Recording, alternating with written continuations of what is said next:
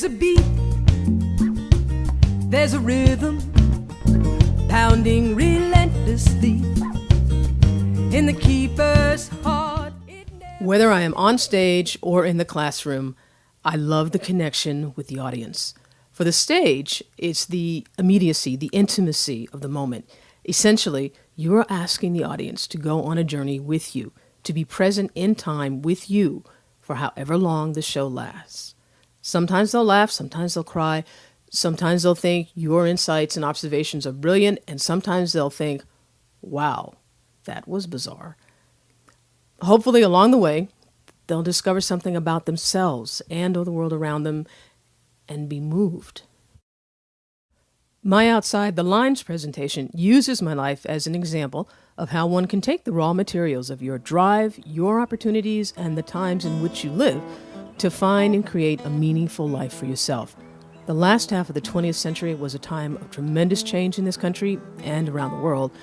And while I don't stop often enough to think about that as I live, occasionally I do pause and look back down the road and realize how totally wonderful and amazing it all has been.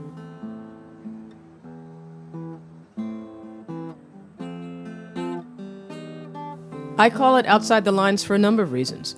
I grew up during the civil rights era, the anti-war era, the modern feminist and rising LGBT era, and as an African-American lesbian feminist, I have lived in and from the perspective of being the outsider. The political movements in my lifetime have been about diverse communities rising up, organizing, and demanding their place at the table. That has had a lasting impact upon we the people. I also talk about the concept of coloring outside the lines, not allowing yourself to be restricted by predefined roles of who you are to be in the world. I think that's a message that bears constant reaffirming nowadays. As an independent musician, I have definitely taken the road less traveled, and actually, my involvement in the feminist women's music movement is a whole other workshop in and of itself. Women's music was and still is the soundtrack of feminism, and we literally changed the way women are perceived in the music industry. Melissa Etheridge or even the Lady Gagas of the world didn't just magically appear. A road had to be carved in that male-dominated sphere, and the women's music movement did the heavy lifting.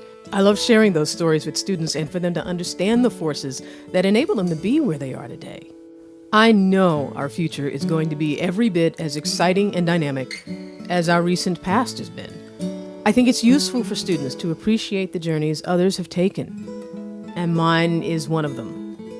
The overall message in my work, whether I'm on the stage or in the classroom, is to pay attention, create, and celebrate.